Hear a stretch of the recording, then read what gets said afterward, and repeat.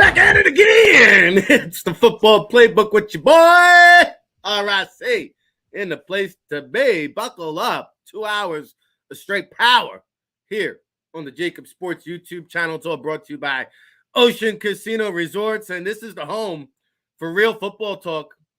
Your home for the number one seeded Philadelphia Eagles. Your home of the 14-3 Bird Gang. Oh, baby. Buckle up. T-shirt and hat day at the link. Hey, big shout out to all the chat room people. We're going to get into it, baby. I see you, TB, the real GOAT, Alexander Freeman, Adams Exploits, William Stark, 007. Oh, baby. No such thing as an ugly win here. Mission accomplished. You guys got it right. And we're now 34 days away to the Super Bowl. It's a 1-month season. A lot to get into here in the next 2 hours of power. Oh, baby. Ric Serritella, Jalen Hurts, Brandon Graham, Darius Slay, Chauncey Gardner-Johnson, Jason Kelsey. They brought us all the big dogs post-game yesterday. We got all that reaction. Says here Sirianni was on was he on WIP this morning with the Mush media, the Philadelphia media that, you know, is starting to irk me here. I'll get into some of that. Zero accountability with the media. And that's why the Football Playbook is where it's at, in the front and the back. Real talk. None of this buttery nonsense. None of this fugazi reporting. None of this buddy. You know, too many people in the media trying to be friendly with the coaching staff, man. I want reporting. I want facts, man. I want information. So welcome to the show. That's what we do here. Niners all damn day. Oh, baby, you are excited, aren't you? Peter, good morning. And here's the bottom line. Eagles got it done. Jalen Hurts back in the saddle. And in a way, it was a good thing. It was a good thing against the Giants JV team. And what we saw was a quarterback who missed 2 weeks, right? What we saw was a quarterback that, you know, had to work out some rust. And what we saw was a team hungry, fighting. You're right. It wasn't the prettiest, but at the end of the day, a win is a win is a win. And hey, Adams Exploits doing his best Popeye the Sailor Man. I hear you, man. You know what? It doesn't always go according to plan, but hey, here we are on this January 9th. Hit the reset button. It's a 34-day season. And for the next 13 days, Eagles don't have a game. Nope. They got time to self-scout, get it right, get it tight. Only one other team has that benefit, the Kansas City Chiefs. Niners all damn day. Yeah, Hurts looked rusty. Yeah, he didn't play for a couple weeks. And what up, JC? What up, Craig Moten? What up, Brawlster B? What up, Sully Music? Everybody up in here today. The bottom line is this. You're talking about a quarterback who, yes, Sirianni said he was hurting bad, still sore. But the good thing is further injury was not a risk. That is what we do know. Further injury was not a risk. 007, Dylan, go Sixers. Great to see you. And so, with that being said, it was good to trot him out there and understand what he's dealing with. And understand that he has 2 more weeks to get rested. And he's got 2 more weeks to test out the shoulder. So, in a way, it was good. But you're going to see a different offensive attack. You're going to see a different game plan. You're going to see Jalen Hurts adapt and adjust to the pain that he's feeling. So, yeah, there was not as many designed runs. Jalen tried to get rid of the ball quick. In some instances, he held on to the ball too long. In some instances, he made a mistake. He made an interception. In some instances, he took the sack when in previous to the injury, he might not have. But that's what it is going into the playoffs, guys. By the way, Jalen Hurts, the second youngest quarterback to win 14 games, joining Dan Marino. Now, obviously, Hurts had an extra game to do it. But yes, the positives are no further injuries, no extended injuries, but an offense that has to figure out what is their identity going to be going into the offseason. And Jalen Hurts had 9 rushes on paper, but for the most part, the offense called 35 pass plays, 25 pass run plays, and so they still, man, I think I saw, did they throw the ball the first 10 plays of the game? They're still on this passing kick. Not sure that's going to change. What I will say, very frustrated by the lack of questions, very frustrated by the reporting and the information gathering post-game. I mean, Ric Serritella spoke to the media. We got 0 questions on Miles Sanders. 0.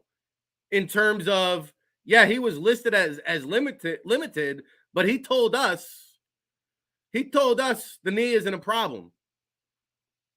Yet there was zero questions to Miles Sanders or Ric Serritella about the knee, about the usage, about what that backfield might look like as we head into the playoffs. And you saw quite a bit of Boston Scott, Kenneth Gainwell, and 0 explanation for it. 0 on the health or usage of Miles Sanders. I'll tell you, man, if you want to win the Super Bowl, Miles Sanders has got to be a key cog. I'm starting to believe that the coaching staff has little to no confidence in Miles Sanders. And that's a problem for me anyway. Boston Scott, he is the giant killer. His 10th career touchdown against the G-Men. 10 of this guy's 17 touchdowns have come against the Giants. Now, I get it. For the Giants game. I won't get it if that's what it looks like on January 21st. If that's what it looks like on January 21st, that's not a Super Bowl caliber offense that Shane Steichen is running over there. So, big shout out to A.J. Brown. He breaks Mike Quick single season receiving record back in 1983. Saw A.J. Brown with the Mike Quick jersey post-game. That was cool. Devonta Smith set the single season reception record. So the records continue to pour in. They don't get the sack record. The sack pack finishes with 70 sacks, third most all time. They did break franchise records for total points in a season, 477. Again, an extra game there.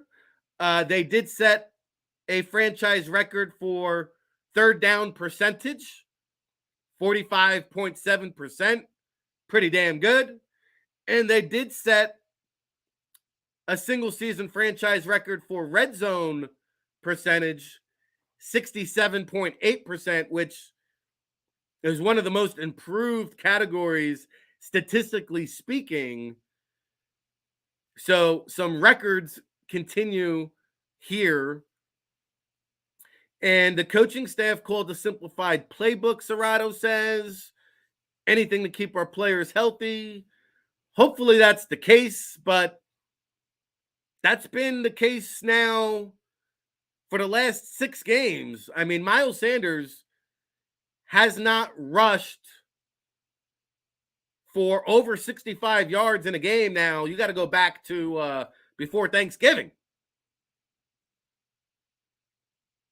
He's been eliminated from the offensive equation. Not eliminated, but very downgraded, a diminished role.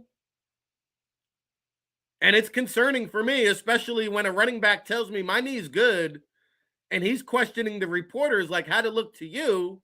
Felt fine to me. Then the head coach says, oh, the injury's an issue.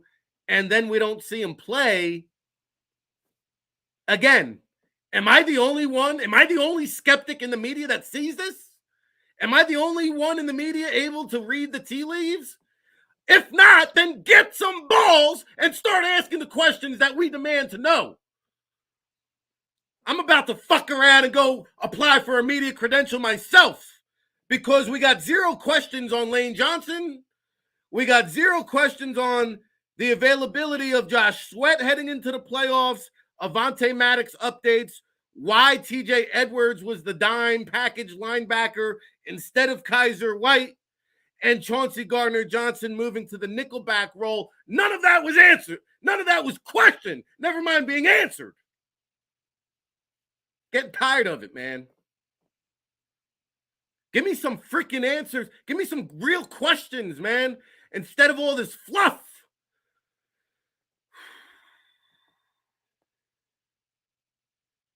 It's like 20 minutes of bullshit all the time. So tired of it, man. The reporters mailed it in for the season? God damn. It's playoff football. Nobody's doing their job. The coaches, the media, and the players. Somebody needs to man up. Anyway, the Giants take care of business 22-16 if you're just checking in on the Football Playbook. It's our 88th episode. The good old high school number, 88. Ooh, baby. Here on this Monday, January 9th, 2023. The road runs through Philly. 14-3.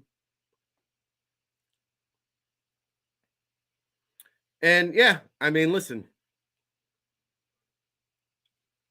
The coaching staff, I mean, they've got a very, very easy job dealing with this Philadelphia media. They are lobbing softballs all over the place, man. Then I go watch a Dallas press conference or a New York press conference. They're asking the tough questions. They're asking the questions that the fans want to know.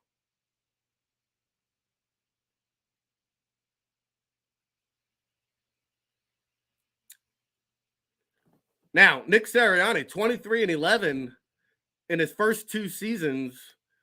I think you got to go all the way back to Ray Rhodes to find the last Eagles coach to have a winning record in his first 2 seasons. They clinched the number 1 seed. By the way, they hold the 10th overall pick in the NFL draft, thanks to the New Orleans Saints pick.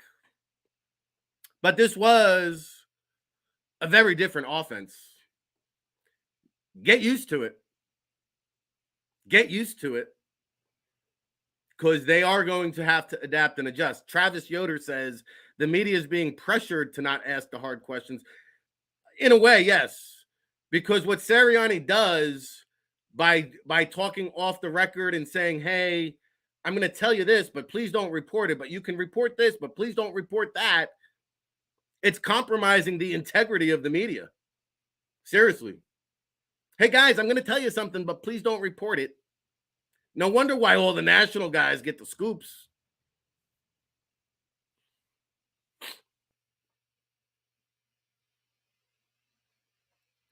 Breaking, chiming in with some NFL draft talk. I'll try to get into some NFL draft talk later on in the show if we can.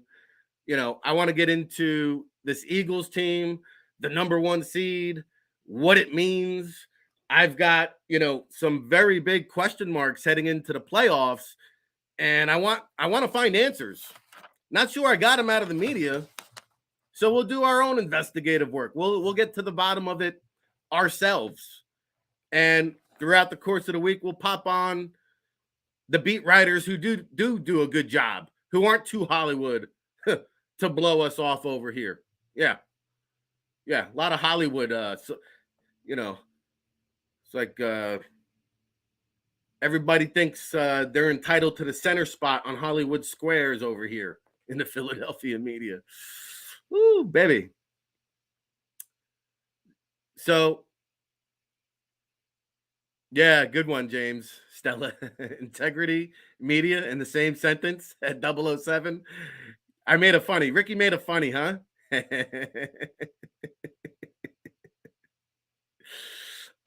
William Stark, thank you for asking. Yes, Kayla Santiago is out of the hospital. She's scheduled to join us on Wednesday along with Glenn Irby.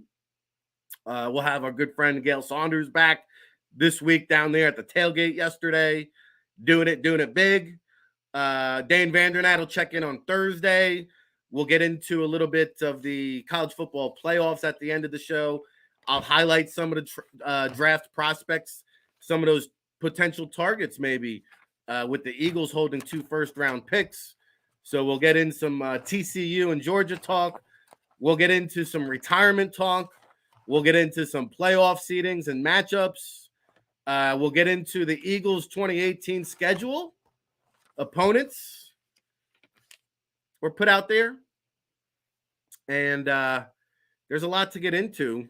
So I noticed, Chauncey Gardner-Johnson was back at his safety spot yesterday, except for in the nickel packages where they slid him over as we kind of anticipated into that slot role, something that he did a lot of at New Orleans, something he did a lot of at Florida.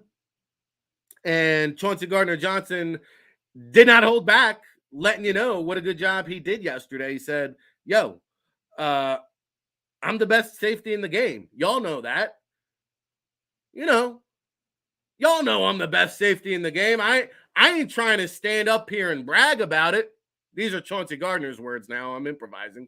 I ain't trying to stand up here and brag about it and tell y'all, but y'all know I'm the best safety. After he said he didn't want to talk about it, then he told me 5 times how he is the best safety. And, then he asked him about that. Somebody asked about the versatility. He's like, yo, that's what you get in the best safety. Man, I didn't play for 4 or 5 games. I still lead the league in interceptions. Let me tell you how much I am the best safety, because I will be commanding $15 million plus per year in the offseason. So Chauncey Gardner-Johnson, baby, selling himself. Oh, baby. Oh, baby. Yeah, Chauncey brings the juice, man. He brings the energy. He also brings the confidence. Absolutely. So, enjoy him while you can. Might not be back next year, but he did say, Avonte Maddox has been a big help, kind of helping him coach up. And, he did say he did benefit from being traded to Philadelphia. He said the Eagles benefited, I benefited, and that it was humbling to come here in a way because you had 2 lockdown number 1 cornerbacks, something he's never played with or seen before. And he did mention that, I'm not going to say Chauncey's going to take a hometown discount, but he did say they treat me a lot better here in Philadelphia. He did say that. And he said, hey, night and day in terms of how he's been treated in Philly compared to New Orleans. And then he alluded to the coaching staff. He alluded to the facilities. So we shall see. Chauncey Gardner-Johnson. And again, I don't know. We got 2 more weeks to figure it out. I don't know how his role will be implemented moving forward because we just don't know about Avonte Maddox and the toe injury, which, again, when it comes to Maddox and Lane Johnson, prepare for the worst, hope for the best. That's my mentality anyway. Again, 0 questions when it comes to Lane Johnson, Avonte Maddox, yesterday's press conference.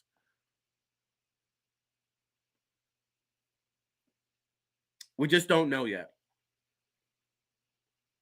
Josh Sweat, we just don't know yet. Which I will say, it's going to be a big deal. Big deal. I think Avonte Maddox, Lane Johnson, two of my 5 burning questions heading into the playoffs. And we're going to take a quick break and get into more of that. 5 burning concerns when it comes to playoff time. Also, Jonathan Gannon. He could be the next to exit stage left.